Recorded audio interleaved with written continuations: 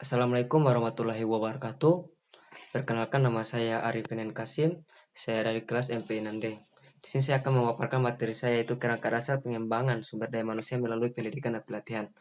Pertama-tama saya panjatkan puji syukur atas kehadirat Allah Subhanahu wa taala, karena atas izin dan hidayahnya saya masih berbicara dalam video ini. Selawat dan taslim tetap tercurahkan kepada Nabi kita, Nabi Muhammad SAW, yang telah membawa kita dari alam jahiliyah menuju alam Islamiyah, yang telah membawa kita dari alam kebodohan menuju alam kepintaran yang penuh banyak ilmu.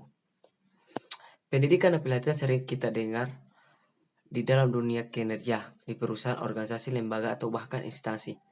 Hal ini dapat diasumsikan bahwa pendidikan dan pelatihan sangat penting bagi tenaga kerja untuk bekerja lebih menguasai terhadap pekerjaan yang telah dijabat atau apa pekerjaan yang akan kedepannya yang akan dijabat. Pada dasarnya pendidikan dan pelatihan sering dilakukan sebagai upaya meningkatkan kinerja para tenaga kerja yang dianggap belum mampu atau belum bisa menguasai pekerjaannya. Karena ada beberapa faktor yang harus kita patahkan, yaitu yang pertama, apa saja konsep pengembangan sumber daya manusia, yang kedua, apa landasan dan dasar pengembangan sumber daya manusia, yang ketiga, apa saja jenis dan jalur pengembangan sumber daya manusia, yang keempat, apa saja aspek dalam strategi pengembangan sumber daya manusia. Untuk mengetahui hal keempat tersebut, yang pertama yaitu konsep pengembangan sumber daya manusia. Pengembangan sumber daya manusia adalah suatu upaya untuk mengembangkan suatu kualitas atau kemampuan sumber daya manusia melalui proses perencanaan, pendidikan, pelatihan, dan pengelolaan tenaga kerja atau pegawai untuk mencapai sesuatu hasil yang optimal. Armstrong pernah menyatakan bahwa pengembangan sumber daya manusia berkaitan dengan ketersediaannya kesempatan dan pengembangan belajar. Membuat program ini meliputi perencanaan. Yang berikutnya yaitu landasan dan dasar pengembangan sumber daya manusia. Menurut Fraser Rifai, sumber daya manusia seseorang yang siap, mau, dan mampu memberikan sumbangan usaha pencapaian tujuan organisasi. Selain itu, sumber daya manusia bertujuan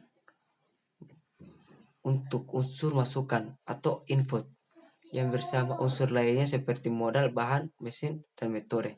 Sedangkan teknologi diubah menjadi proses manajemen menjadi keluar atau output berupa barang atau jasa dalam usaha mencapai tujuan perusahaan.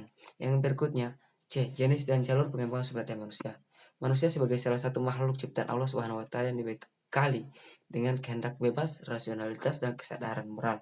Semua ini dikombinasikan dengan kesadaran ketuhanan yang intern sehingga manusia dituntut untuk hidup dalam kepatuhan dan ibadah kepada Tuhannya. Yang selanjutnya yaitu 4 atau D, aspek kunci dalam strategi pengembangan sumber daya manusia. Aspek kunci dalam pengembangan sumber daya manusia yaitu dengan kinerja dan motivasi. Motivasi dan kinerja setiap sumber daya manusia yang terdapat di sebuah instansi atau perusahaan yang sangat penting agar tetap terjaga demi keberlangsungan dan pencapaian tujuan perusahaan tersebut. Karena dalam aspek kunci dan strategi adalah salah satu kunci dalamnya adalah teknik beberapa yang harus didapatkan oleh para pekerja atau para tenaga kerja yang belum mampu menguasai pekerjaan atau jabat yang telah ia mandat.